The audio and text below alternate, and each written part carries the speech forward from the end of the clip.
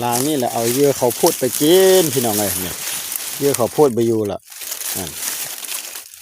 พี่น้องมันเหลือแต่กับเขาพูดไปอยู่กับกับบอลันนั่นกับนี่ก็กับปีกไก่ดำปื้อเลยพี่น้องเลยพี่น้องน่าจะเป็นหนูซิงนะนี่เบิ่งไหมมีตะเกียนพี่น้องเลยหรือตะเกียนอย่างเดียวกับโบราณจะแม่นหนูซิงเนาะพี่น้องนอนนี่เห็นบ่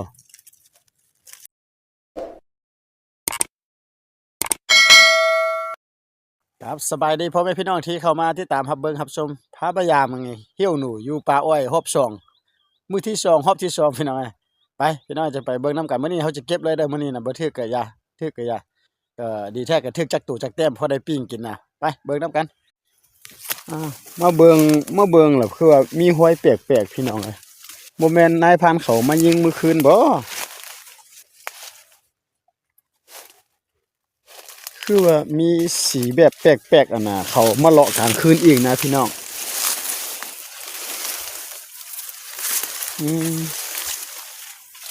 เบิ่งเก็บเลยโอ้บ่ลันพี่น้องเอ้ยกับเนี่ยมันก็ยังอยู่คือเก่าเนี่ยเครื่องหมายเฮาว้ายเนาะได้จักโตได้แม่พอได้ปิ้งอันนี้ก็บ่ลันเว้ยโอ้อยู่คือเก่าพี่น้องขออนุญาตเก็บกันเด้อมื้อนี้นะลางนี่แหละเอาเยื่อเขาพูดไปกินพี่น้องเอ้ยเนี่ยเยื่อเขาพูดไปอยู่ละพี่น้องมันเหลือแต่กับเขาพูดไปอยู่กับกับบอลันนั่น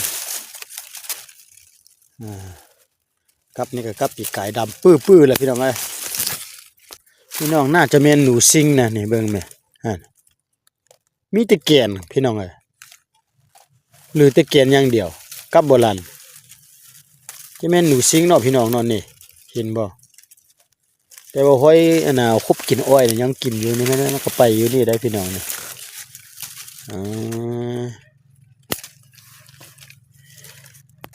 ไปพี่น้องโอ้มื้อนี้บรรยากาศแปลกๆได้พี่น้องแบบคือลักษณะฝนที่ตกเลยนะป่าอ้อยกับแปลนแท้แปลนว่าพี่น้องเห็นบ่นี่ลุ่มคอยเลยใครไรหลังนี่เด้อบ่โอ้ยนึกว่ากับลันมาลันซ้ำนี่ยังอยู่คือเก่าพี่น้องบ่เอาเยอะเขาพูด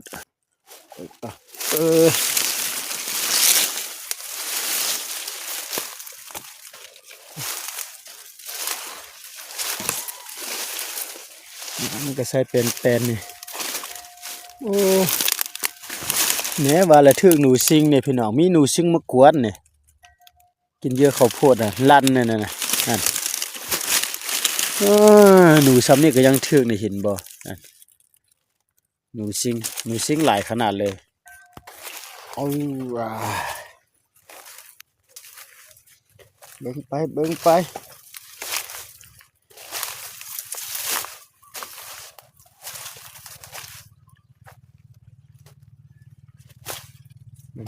เด้อ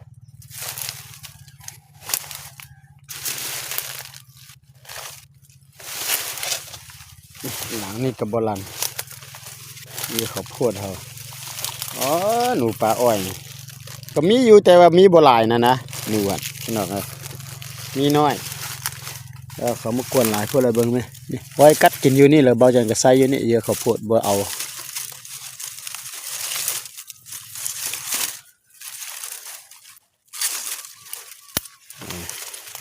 ไอ้ต่อ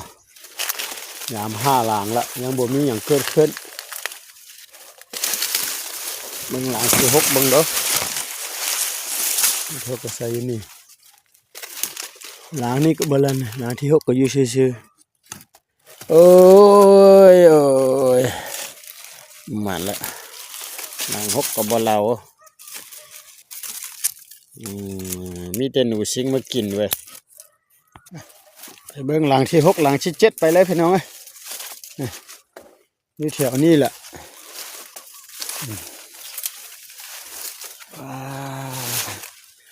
หมานจักตูจักใดก็บ่แม่นเนา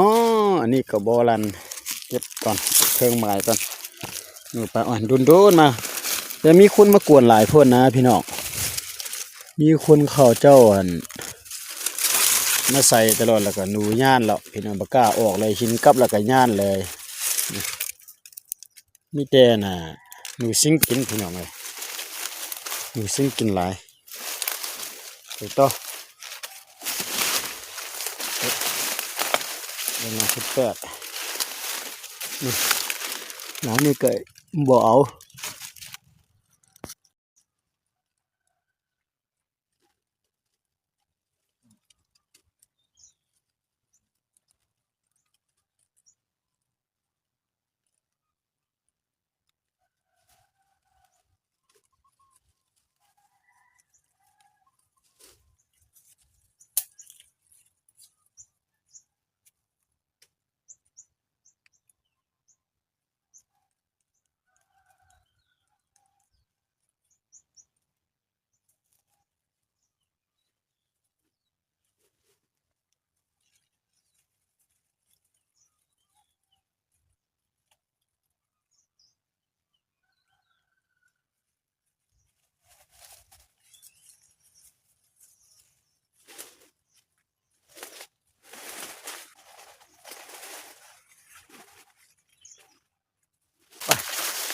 พี่น้องโอ้ยยังเหลือ2หลังสุดท้ายละพี่น้องเอ้ย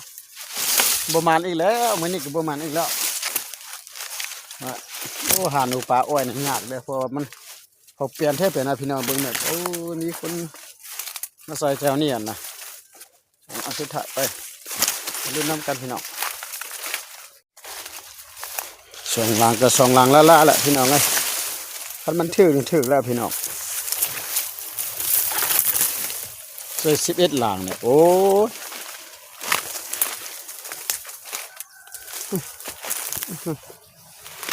ถุงกับแป้งนี่แหละ